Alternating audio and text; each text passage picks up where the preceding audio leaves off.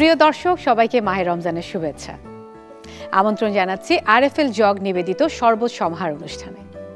আমি রিচি সোলাইমান পুরো রমজান মাস জুড়ে থাকছি আপনাদের সঙ্গে বাহারি সব শরবত নিয়ে। আজ আপনাদের তৈরি করে দেখাবো তুলসী তোকমা শরবত। তুলসী তোকমা শরবত তৈরি করার জন্য আমাদের কি কি ইনগ্রেডিয়েন্টস দরকার? তোকমা, একটু বরফ কুচি তো থাকবেই, তুলসী পাতা, আদা কুচি, লেবুর রস, মধু, একটু বিট লবণ।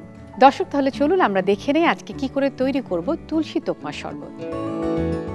ব্লেন্ডারে আমি প্রথমেই দিয়ে দিচ্ছি তোকমাটুকু। এই তোকমাটা আমি অনেক আগেই পানিতে ভিজিয়ে রেখেছিলাম। তোকমা যেহেতু খুবই স্বাস্থ্যের জন্য একটা উপকারী খাবার, আমি পুরো তোকমাটাই দিয়ে দিলাম।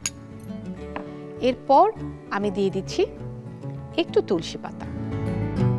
এটা তো আসলে আমরা সবাই জানি, নতুন করে আমার বলার একেবারেই দরকার নেই। সাথে দিয়ে দিচ্ছি একটু আদা কুচি। আমরা সবাই জানি যে কোনো খাবারে আদার পরিমাণটা একটু রাখলে বা বেশি রাখলে, স্পেশালি একটু কাঁচা জিঞ্জারটা রাখলে হজমের জন্য খুব ভালো, খুব ভালো। সেই সাথে আমি একটু অ্যাড করছি বিট লবণ, দিয়ে দিচ্ছি একটু ফুড সিরাপ। এটা আসলে একেবারেই অপশনাল। এটার সাথে দিয়ে দিলাম লেবুর রস।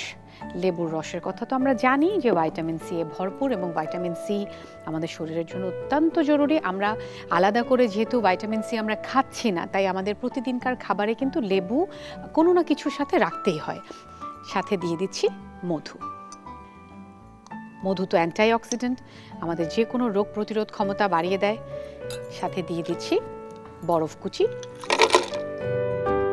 এবং পানি অ্যাড করে নিচ্ছি, যে পানি আমার প্রিয় জগ আরএফএল জগে রাখা। অ্যাড করে দিলাম পানি। এখন শরবতটা আমি ব্লেন্ড করে নেব।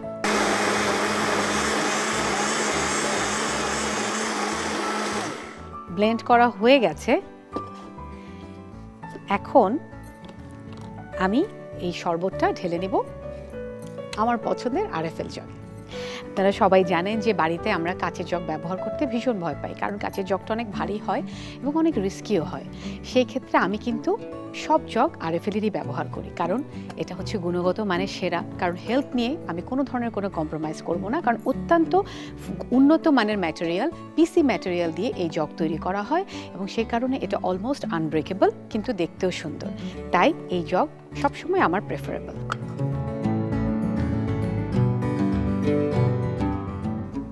এখন আমি এই শরবতটা ঢেলে দিব গ্লাসে।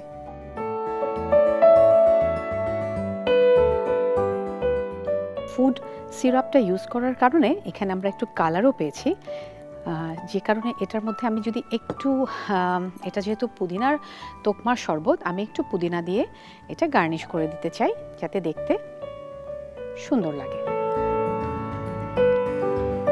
তৈরি হয়ে গেল আমাদের তুলসী তোকমার শরবত।